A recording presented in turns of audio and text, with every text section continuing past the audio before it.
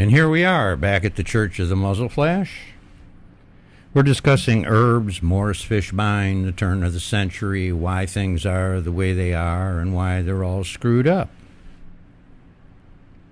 No one seemed to be paying an awful lot of attention back when all this was going on, probably because life was so good. The roaring 20s after the First World War. New automobiles, Ford, Tesla, all these people that I've already mentioned. But then on the other side of the coin, we have all the bad people. But today we consider these, or some people in our society consider these people to be the good people. And these people were Marx and Engels and the sociologists and the psychologists that decided that they knew better than the rank and file as to how we should govern, how we should be governed, and how we should handle ourselves. And these two antithetical philosophies came into conflict. All this high science and all this bad politics, which, interestingly enough, all seems to have been brought to us by the same people. Now, who were these same people? Well, back at the turn of the century, there was a movement that was called communism. And communism was antithetical to capitalism. And then everything becomes very, very blurred, but the main adherents to the communist Marx Engels philosophy, interestingly enough, were one particular group of people. Today we know them as Jews. But these were not the religious Jews. These were the Zionist Jews, and this is what nobody seems to understand. Zionism is not a religion. Zionism is a political movement. And because of the Zionist political movement, people like Mr. Fishbein and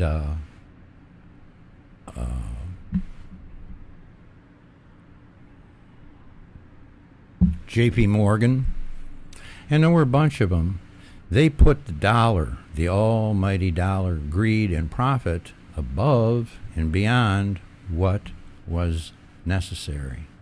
And what they did is they went out and they tried to crucify everybody that did not go along with this chasing after money business. Now, with Mr. Fishbein, he manipulated the pharmaceutical industries through the American Medical Association.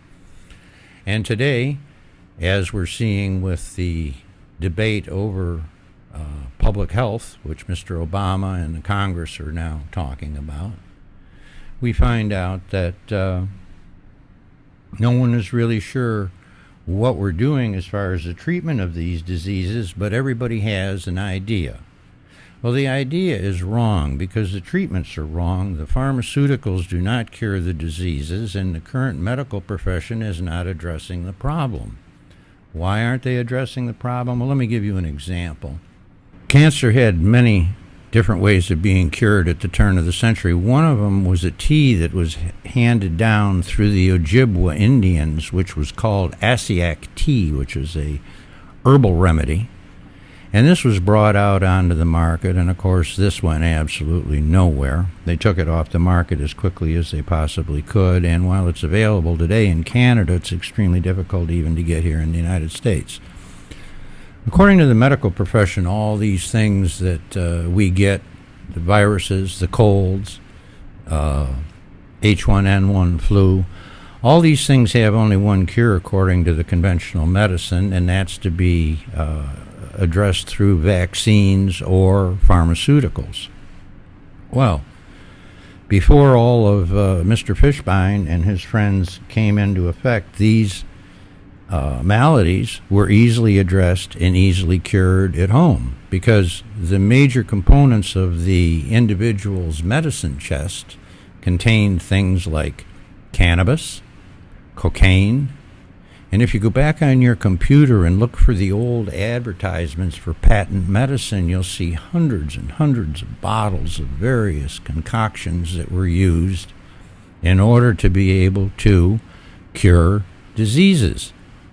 None of these are available anymore today. Cocaine is illegal. Marijuana or cannabis is illegal. Tobacco they're making illegal. And there's a whole variety of other plants down through history which have been just erased from the books.